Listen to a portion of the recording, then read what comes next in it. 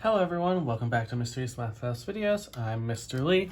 Today we're picking up in Math 1316, section 6.5, which is graphing tangent and cotangent. We spent two sections graphing sine and cosine, just to give a general idea, as well as to incorporate phase shifts and vertical shifts to see how they work. But I want to talk about something special with tangent and cotangent. With sine and cosine, they weren't. For example, sine goes positive in the first two quadrants and then minus in the next two, so it has a 2 pi period before it repeats. Cosine is similar, where it goes plus, minus, minus, plus, where it takes 2 pi to repeat.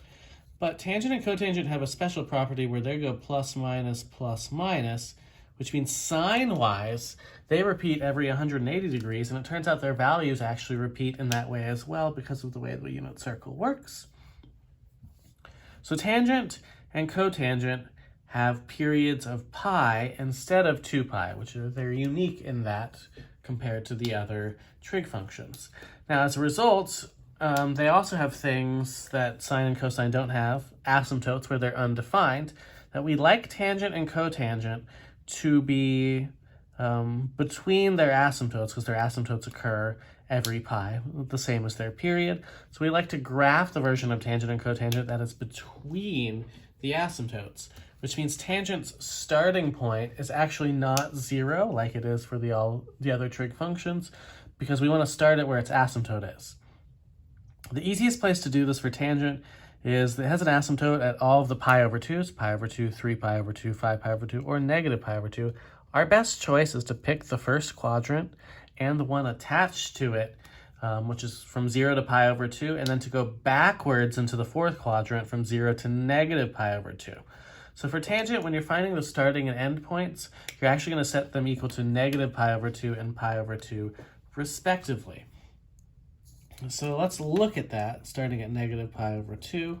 We'll do negative pi over 3, negative pi over 4, negative pi over 6, 0, and then all of these things, the positive versions going down, pi over 6, pi over 4, pi over 3, and then pi over 2, where we should have another asymptote. We know here there's an asymptote, and at the end there's an asymptote because tangent is undefined. At negative pi over 3, where tangent is relatively big and negative, the y value is negative square root of 3. At negative pi over 4, it's negative 1. Negative pi over 6, it's negative root 3 over 3. At 0, it's 0. And then we're just going up. The same values, root 3 over 3, 1, and then positive root 3. Now, the root 3s are hard to graph location-wise to know exactly where they are. However, if you think about it, the way that we did sine and cosine, the halfway point between negative pi over 2 and pi over 2 is 0, which has a nice number, and the halfway point between negative pi over 2 and 0 is the negative pi over 4, and then the second one, respectively, is positive pi over 4. It creates a very, very nice set of 5 points for tangent between negative pi over 2 and pi over 2. So on a graph, this is negative pi over 4 and negative pi over 2.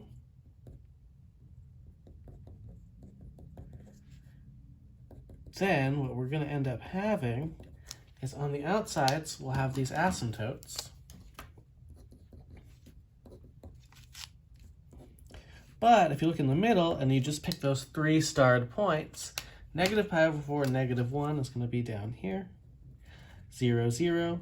Positive pi over 4, 1 will be up here. And it's going to end up looking something like this. It'll curl towards the asymptotes, should level off before crossing, and then it will curl up to the asymptote in the other direction. So in that way, tangent will behave pretty nicely in that if you find set the endpoints equal to negative pi over 2 and pi over 2, find the average, and then the average between 1 and 3 and 3 and 5, then you'll get the primary quality points along the way and the asymptotes to get a rough sketch of the graph. And cotangent is actually very similar to tangent in that way. The good news for cotangent, though, is its asymptotes happen at 0 and pi, so you don't have to make the same choices that tangent did. So 0, pi over 6, pi over 4, pi over 3, pi over 2. Then we have 2 pi over 3, 3 pi over 4, 5 pi over 6, and then finally pi. It's again undefined on the outsides, but cotangent does something slightly different than tangent in that at pi over 6, since it's the x over the y and not the y over x, this is where it's actually root 3. Then this one is 1, root 3 over 3, and at pi over 2 is where it's 0, and then it goes to the negatives. So negative root 3 over 3, negative 1, negative root 3, and undefined. So again, if you look at the 5 main even distributions over the same period of pi, you'll get almost the exact same looking graph. The difference being that this one's from 0 to pi, so this will be pi over 4, pi over 2, 3 pi over 4, and then pi. Same arguments on the outside, we should have asymptotes. But you'll notice that cotangent does something slightly different naturally than tangent does. Whereas tangent, between its asymptotes, went from low to high, cotangent actually goes from high to low, from one side to the other. So it's really very similar, except it's kind of reversed in that way. So cotangent does very similar things to tangent. So generally speaking, between these two, what are we really looking at? Determine the period. For tangent, you're going to go between negative pi over 2 and pi over 2 as the endpoints. It's the equivalent of the 0 and the 2 pi that sine and cosine used. And cotangent is from 0 to pi. If you're ever not sure, remember that tangent is y over x. So you're starting and ending where x is 0, which means on the graph, that's the vertical axis, is where x is 0. And then for cotangent, it's x over y. So you're going to be starting and ending at the horizontal axis, which is from 0 to pi. And you'll do the same thing you did for sine and cosine, where you set it equal to the outside. You divide it into 4 equal parts by finding the average and then the average between them. Sketch the asymptotes, plot the points, adjust them as needed, and repeat if you need more, but you should only need the 1. So this is your intro to tangent and cotangent. In the next video, what we'll do is we'll do a few examples.